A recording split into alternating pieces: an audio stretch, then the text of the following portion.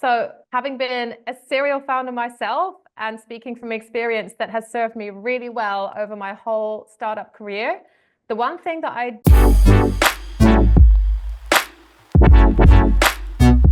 did for myself every day was make at least one new connection to really build and grow this network that you can then hopefully later leverage. And you need to go into this, I think, with a really positive attitude and an idea to give something back into the community. Because I think one mistake that people make when they are networking and when they're trying to grow their community is just to go in with a very self-serving attitude of like, what do I want? What do I need? What can I get out of this? But that very rarely brings something positive back to you. So I think rather you should ask yourself, what could I do for this person, or how can we help each other? And it definitely shouldn't be tit for tat. I think having this positive mindset to actually give something into the community, you're much more likely to bring back positive energy and positive outcomes. So you speak about this positive energy. Why do you mention that in this setting so much? So I think first of all, there's the kind of fairly obvious layer. Say you go into a networking event and people are talking, and you stand there in the corner with your arms crossed and a big like grumpy face. No one's going to want to come and talk to you. That's the most obvious thing.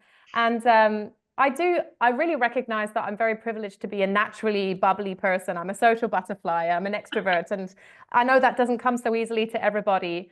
But people really feel the attitude that you're giving off, right? So if you go into something just with an open mind and try to be welcoming and listen to what the other person's saying, because that's another thing, if you're a startup founder, you've practiced, hopefully, your elevator pitch so much. And if you think, oh, that person's an investor, and you go to them and you just start pitching without asking them, for their consent or checking if they have a moment, or you can have a moment of their time, it's just not a very good look, and it doesn't make people feel inspired to want to help you. So I think rather just going into it with this very open mind of, what can we do for each other? Are there some synergies? And really go to listen as much as to talk. In my experience, that's got a very positive outcome because the person actually enjoys the time that they spend with you and potentially wants to be able to talk to you again in the future. Why is it that networking is so important? Why go through the hassle of connecting with one person every day and stepping up as an introvert? Oh, it's so important.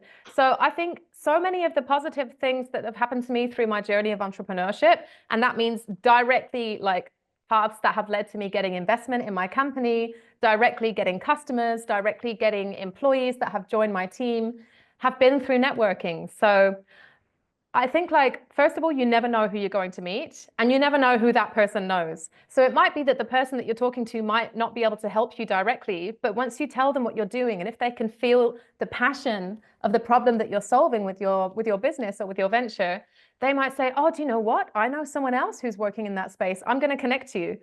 And this has brought me so much success over the years. One example is, for example, a couple of years ago, I was speaking at a conference in Warsaw where another guy was also speaking at that conference. And we got chatting, not for any self-serving purpose, just, because we were socializing.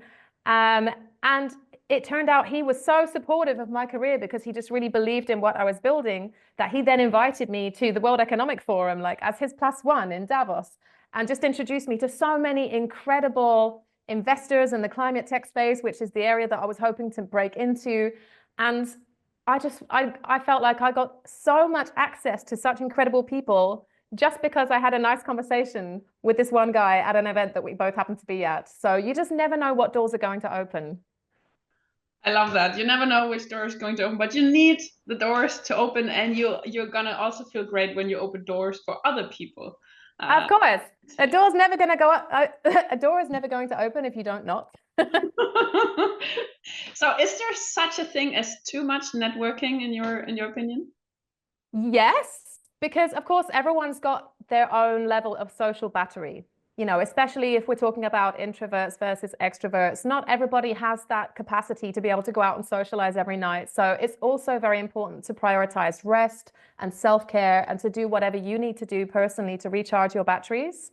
Some people actually get more energy from socializing and other people need more alone time. So that's down to the individual to really work out what you need to do to recharge your own batteries.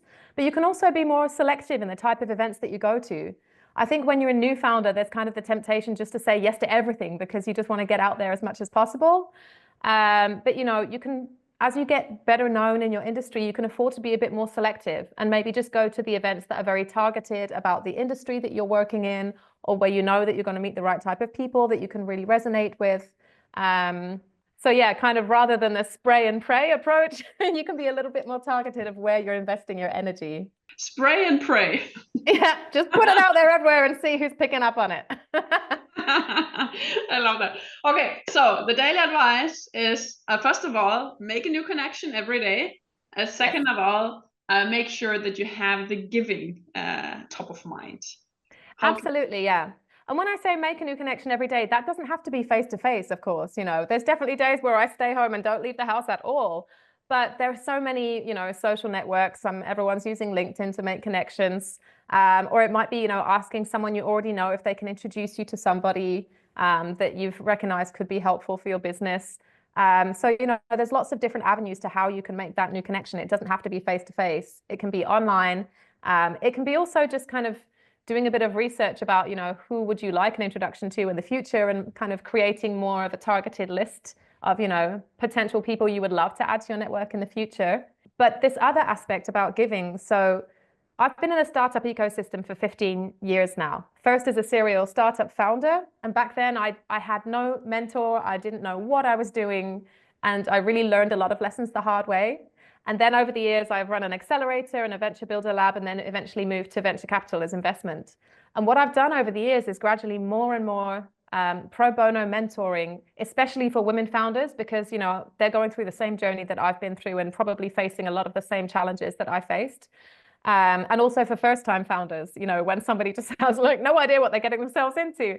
Oh, yeah. And just by giving something back to the community, so many times it's come back to me again where somebody has said, Bryony, you've helped me so much over the years. What can I do for you?